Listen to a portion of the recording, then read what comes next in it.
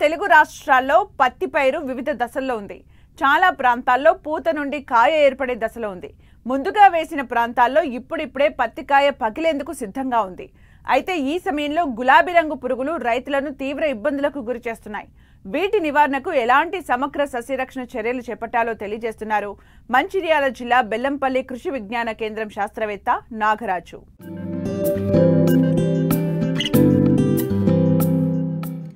ఈ ఏడాది పత్తి వేసిన రైతులకు ప్రస్తుత ప్రతికూల పరిస్థితులు ఆందోళన కలిగిస్తున్నాయి. భారీ వర్షాలకు చాలా చోట్ల పంట నష్టం జరిగింది. ఇందులో అత్యధికంగా పత్తి వేసిన రైతులు ఎక్కువ మంది దెబ్బతిన్నారు. ఇప్పుడిప్పుడే పరిస్థితులు మెరుగుపడుతున్నాయి. చాలా చోట్ల పూత దశ నుండి కాయగా ఏర్పడే స్థితిలో పంట ఉంది. ఈ సమయంలో పత్తి పంటలో గులాబీ రంగు పురుగు సమస్య ఏర్పడింది. ఈ పురుగును సకాలంలో నివారించకపోతే తీవ్ర నష్టం వాటిల్లే ప్రమాదం ఉందని నివారణ మార్గాలు తెలియజేస్తున్నారు మంచిర్యాల జిల్లా బెల్లంపల్లి కృషి విజ్ఞాన కేంద్రం శాస్త్రవేత్త నాగరాజు. ముఖ్యంగా మన తెలంగాణ రాష్ట్రంలో చూసుకున్నట్లయితే ప్రస్తుత వానాకాలంలో సాగు చేసేటువంటి వాణిజ్య పంటల్లో అతి ముఖ్యమైనది పత్తి. అలాంటి పత్తిలో మనకు చూసుకున్నట్లయితే తొలి దశలో ఆశించేటువంటి రసం పీల్చే పురుగులు కావచ్చు, తర్వాత పూత మరియు కాయ సమయంలో ఆశించేటువంటి ఈ యొక్క గులాబీ రంగు పురుగు కావచ్చు, రైతులను చాలా ఇబ్బందులకు గురి చేస్తూ ఉన్నది. ప్రస్తుతం కనుక చూసుకున్నట్లయితే మనకు పత్తి అనేది పూత నుంచి కాయ ఏర్పడే దశలో ఉంది.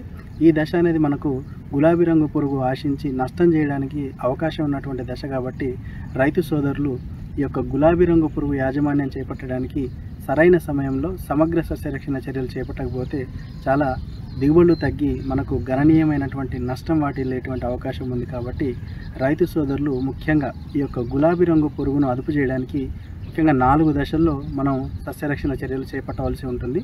ముఖ్యంగా మనం పంట లేని సమయంలో, తర్వాత విత్తుకునేటప్పుడు, తర్వాత పంట కాలంలో, తర్వాత పంట యొక్క కాలం అనేది పూర్తయిన తర్వాత ఎలాంటి యాజమాన్య పద్ధతులు చేపడతామో దాన్ని బట్టి మనకు వచ్చే సీజన్లో అంటే వచ్చే పంట కాలంలో ఈ యొక్క గులాబీ రంగు పురుగు ఉధృతి అనేది ఆధారపడి ఉంటుంది. కాబట్టి పూయడానికి ముందు తక్కువ పంట కాలం కలిగినటువంటి విత్తనాల ఎంపిక కావచ్చు, తర్వాత మేలుజాతి రకాల ఎంపిక కావచ్చు, తర్వాత విత్తుకునే సమయంలో మనం చేసుకునేటువంటి ఈ యొక్క బీటీ నాన్ బీటీ పంటను మనం చుట్టూ కనుక వేసుకున్నట్లయితే ఈ యొక్క గులాబీ రంగు పురుగు ఉధృతి అనేది తగ్గిపోయేటువంటి అవకాశం ఉంటుంది.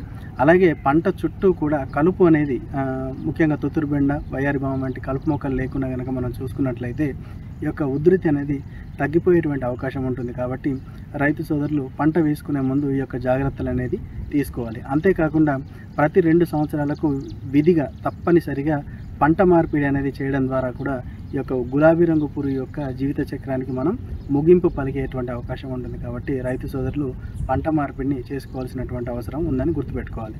ఏదైతే ఈ గులాబీ రంగు పురుగు ఆడరెక్కల పురుగులు ఈ యొక్క పూత సమయంలో గుడ్లు పెట్టి వాటి జీవిత చక్రాన్ని ఆరంభించేటువంటి సమయం కనుక మనం ఆ దశలో కనుక గుడ్లను చంపేటువంటి క్రిమి సంహారకాలని మనం పిచికారీ చేసుకున్నట్లయితే ఈ యొక్క ఉధృతిని మనం కొంతవరకు తగ్గించుకునేటువంటి ఆస్కారం దొరుకుతుంది. దాంట్లో ముఖ్యంగా చూసుకున్నట్లయితే మనకు వేపక నూనె అంటే అజాడిరెక్టిన్ 1500 ppm అనేటువంటి రసాయనాన్ని కనుక మనం 1 లీటర్ నీటికి 5 మిల్లీలీటర్ల చొప్పున కలుపుకొని దాన్ని కనుక మనం పిచికారీ చేసుకున్నట్లయితే ఈ యొక్క గుడ్డు దశల్ని, తర్వాత తొలి దశలో ఉండేటువంటి లార్వా దశల్ని మనం సమర్థవంతంగా నిర్మూలించుకోవచ్చు.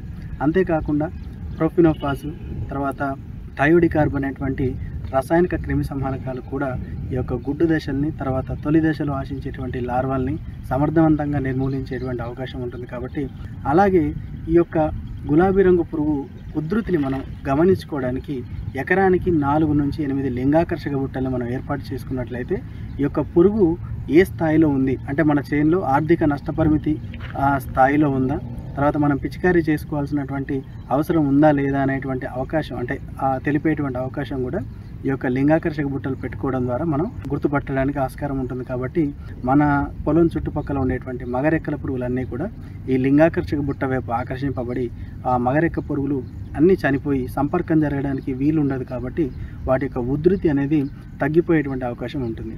అలాగే బుట్టల్లో పడేటువంటి మగరెక్కల పురుగుల సంఖ్య అంటే రోజుకు 7 నుంచి 8 మగరెక్కల పురుగుల చొప్పున 3 రోజులకు కనుక 24 పురుగులు కనుక మన బుట్టల్లో పడినట్లయితే మనకు పిచికారీ చేసుకోవాల్సిన అంటే రసాయనిక క్రిమి సంహారకాలు పిచికారీ చేసుకోవాల్సిన అవసరం ఉంది. పురుగు అనేది ఆర్థిక నష్టపరిమితి స్థాయిలో ఉంది అనేది మనం గుర్తుపట్టడానికి తోడ్పడుతుంది. అలాగే మనం చేనులో చూసుకున్నట్లయితే ఇక గుడ్డి పూలు, ఇక గులాబీ రంగు పురుగు ఆశించినటువంటి పూలు అనేటివి విచ్చుకోకుండా శంఖాకారంలో ఉండి గుడ్డి పూలుగా మారేటువంటి అవకాశం ఉంటుంది. కాబట్టి 10% గుడ్డి పూలను గమనించినప్పుడు, లేదంటే కాయ ఏర్పడే దశలో మనం అక్కడక్కడ ఒక 10 నుంచి 20 కాయల్ని మనం తీసుకున్నట్లయితే దానిలో ఒక 10 కాయల్లో కనుక ఒక కాయ కనుక ఈ గులాబీ రంగు పురుగు ఆశించి నష్టం కలగజేస్తే దాన్ని మనం ఆర్థిక నష్టపరిమితి స్థాయిగా గుర్తించి వెంటనే రసాయనిక క్రిమి సంహారకాలు పిచికారీ చేసుకున్నట్లయితే మనకు ఈ యొక్క గులాబీ రంగు పురుగు ఉధృతిని చాలా వరకు అరికట్టవచ్చు. దాంట్లో ముఖ్యంగా మనం చూసుకున్నట్లయితే క్లోరంట్రానిలిప్రోల్ ఒక 0.3 మిల్లీలీటర్లు కావచ్చు, ఎమామెక్టిన్ బెంజోయిట్ 0.5 గ్రాములు కావచ్చు, తర్వాత స్పైనటోరం 0.9 మిల్లీలీటర్లు కావచ్చు, తర్వాత స్పైనోసైడ్ 0.4 మిల్లీలీటర్ల చొప్పున కనుక మనం రసాయనిక క్రిమి సంహారకాలు పిచికారీ చేసుకున్నట్లయితే ఈ యొక్క గులాబీ రంగు పురుగు యొక్క అన్ని దశల్ని కూడా మనం సమర్థవంతంగా కంట్రోల్ చేసుకోవచ్చు. కాబట్టి రైతు సోదరులు ఈ జాగ్రత్తలు పాటించాలి. వచ్చే పంట కాలంలో దీని ఉధృతిని తగ్గించుకోవడానికి చాలా వరకు ఉపయోగపడుతుంది. కాబట్టి రైతు సోదరులు ఈ జాగ్రత్తలు పాటించి గులాబీ రంగు పురుగు యొక్క ఉధృతిని సమగ్ర యాజమాన్య పద్ధతుల ద్వారా అరికట్టగలుగుతారని ఆశిస్తున్నాం.